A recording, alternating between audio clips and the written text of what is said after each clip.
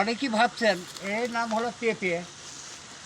তো অনেক লোকে যায় খেপে, এই সেই পেঁপে। তো এটা অনেক রুগী বুভুর্জ অবস্থা হলেও এই রুগীরা এই পেঁপেটা আমরা খাওয়াই। এবং সামনে আমার দেখিচ্ছে না যে কলা, এই দেখেন বিভিন্ন জাতের কলা। এটা একটা কলার জমি, জমির ফাঁকি ওই পেঁপেটা লাগানো হচ্ছে। এই যে কলা, এই যে কলা।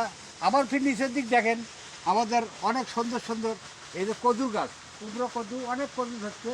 তা আমি অবশ্যই নিচে দেখাচ্ছি না আপনাদের, আমি সামনে আপনাদের দেখাচ্ছি। আমাদের এই যে কৃষি ক্ষেত, এই দেখেন এটা জমি, অনেক বড় জমি। জমিটা কত সুন্দর ক্ষেত। ওই পাশে আবার ভুট্টার জমি, এই পাশে আবার দেখেন কত সুন্দর ধান হয়েছে আমাদের। এই ধানটা ফুলতিছে, গামর হচ্ছে, খুব সুন্দর দেখা যাচ্ছে ধান। এই যে কত সুন্দর। আবার এমনি আমরা সেচ দেই।